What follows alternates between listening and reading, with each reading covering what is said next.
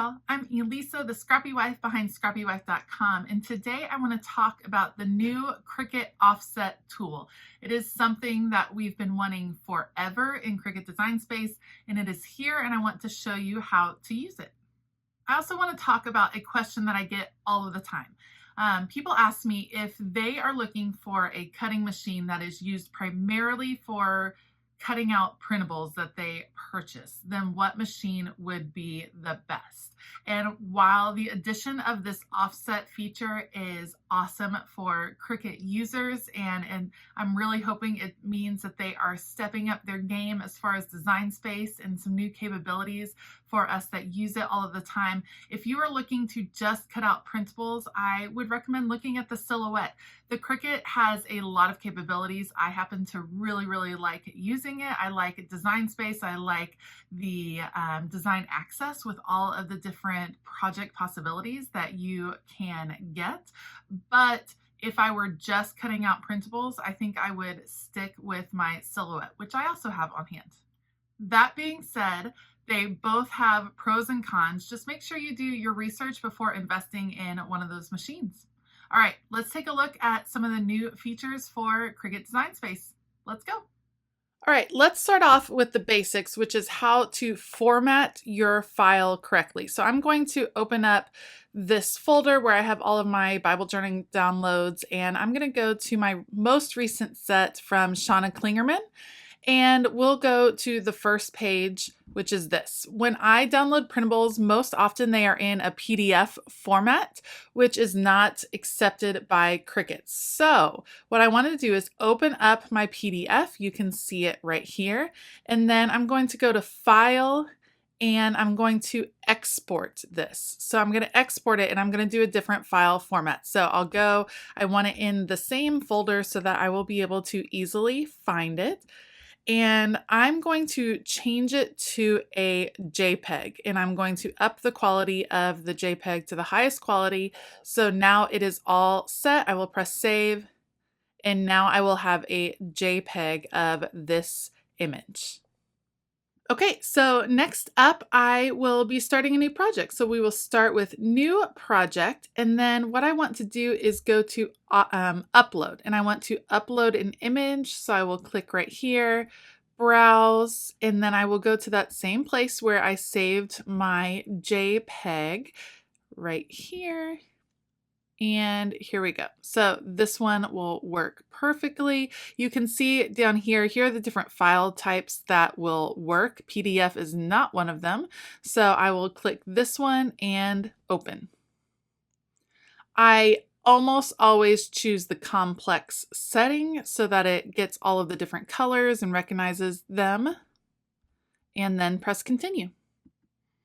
Okay, so here is my full image. If I left it just like this, it would just cut out around the full thing, and I want it to cut around all of these smaller parts. So what I am going to do is start with the magic tool, which is right here. I will select and click, and you can see that it takes out parts of those images. So anything that is in the blue and white, it is removing, and it will cut around all of the things in color that you see here. If you want to continue to cut out, for instance, the insides of the letters or the insides of the teacup handles, you can just click on those and it will remove that as well. I actually don't prefer that when I'm doing my printables. I like to have it have a little bit more substance to it. So generally I will leave those in there, but that is completely up to you. At this point, I will press continue. And you see that I have all of the cut lines right here, and then I have the print then cut image. So what I'm going to do is click print then cut and press upload. Okay, now my image is ready to go. I'm going to select that, insert images, and there we go. Now my image is in here. If you see, there's this little warning sign over here. So when I click it, it says that my image is too large and it needs to be reduced 6.75 by 9.25. So I will come over here and reduce that so that it will print and then cut, and it will be an effective print and cut. All right, at this point, if I just loaded this into my machine, if I printed it out, it would print very, very close to all of these lines, which might be something that you're looking for. It might be what you would want. A lot of us, though, like the fact that some printables have a white border around the cut line, and that is what we're going to focus on today. So what I will do is click my image right here, and then I'm going to come up here. This is a new tool. Up at the top, you see it says offset. So I'm going to click on the offset, and you have some options here. It's saying the distance that you have around. So you can actually do an inset. If you drag this bar over, this will make the image smaller than your cut lines, and that's if you're wanting to make an inset cut. But what we are going to look at is how to create an offset cut. As it's thinking and working, you can see that here is the cut line, and this is a very generous cut. As you can tell, it's very, very far from the images. This is 1/4 of an inch away from the main images. That is too far for me. What I do most times when I'm working in Silhouette is 0.05. So I will apply that, and we'll check out and see what those cut lines look like. So here is the 0.05. You can see much closer around all of the edges of all of these images. And I will take that. That looks good. You also have the options on if you want a curved corner or if you want a straight corner. And that would be if you had some more boxy things. So I will keep it curved, and then I will press apply. So now I have my image ready to go. And then you see that another warning sign has come up. So my cut image is too large. So because my printed image was the exact right size, now my cut image, which is larger, has gotten too big. So what I'm wanting to do is I'm going to shift and select both of these, and I'm going to group them together. And then in that way, I will be able to change over here the height, so that now it all works together.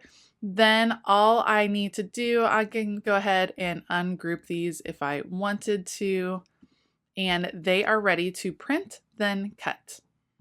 Okay, so at this point I have 2 print then cut files. I have this one that is my blackout file, which would be primarily the cut file, and then I have this one that is my print file. So what I'm going to do is press continue, and we are going to send this one with all of the colored images to my printer, and I'm going to choose a cardstock, and we'll print it out and then see how it cuts. When I choose to print it out, it sends me here. I want to take off the add bleed. So I want it to stay very crisp, and I'm going to go ahead and use the system dialog. When I press print, it'll come up and bring me to my regular box. I just wanted to have that to make sure it was on color fine, and then I will press print. We'll be ready to go. Okay, so now that I've printed out the colored image, I'm coming back to the black and white one. I'm skipping over the printed, so I'm going to say it's done. I'm going to click over to the set base material. I'll do heavy cardstock, and then it should be ready to go to the machine.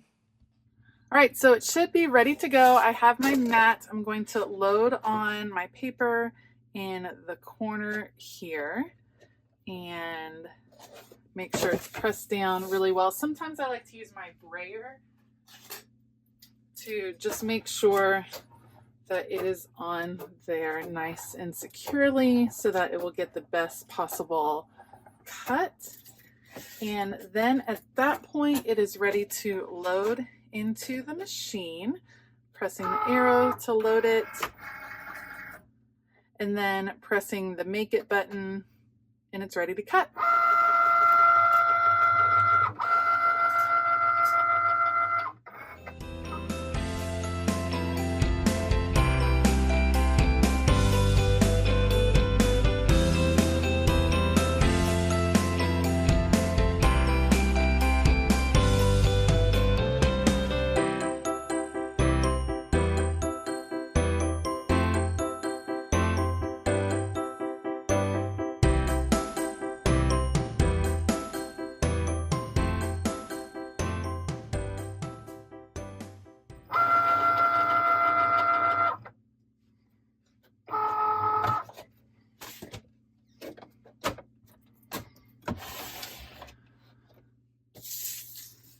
Okay, so let's take a look at the results of the offset. So you can see here these two were connected. I'm going to use my scissors. I didn't catch that in the pattern.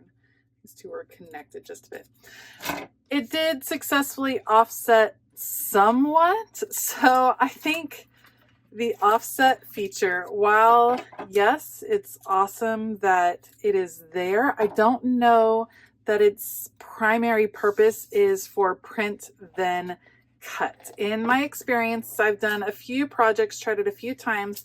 Getting it to line up has not been very successful for me. It is an option out there. Silhouette is still much more accurate as far as print than cut. Are these functional? Yes, of course they are. I will definitely be using these images in my journaling. But if you are someone that wants it to be more precise, as I just kind of remove the negative space right here, if you're someone that wants it to be more precise, you might not want to go this route. You might want to stick with your fussy cutting by hand, or you might want to consider the silhouette. Now, another option is to change the border around it. Maybe having a larger border would be more successful. But for me, when I have a larger border, that just means I'm going to have to cut it down again by hand because I just don't appreciate the larger border that is available. So that's definitely something to consider as you are working with the offset tool. When I've seen demonstrations online, I've seen it used very successfully for creating a shadow around text that you are also cutting out so that you can layer text really nicely and effectively. And I think that's going to be a definite win for Cricut.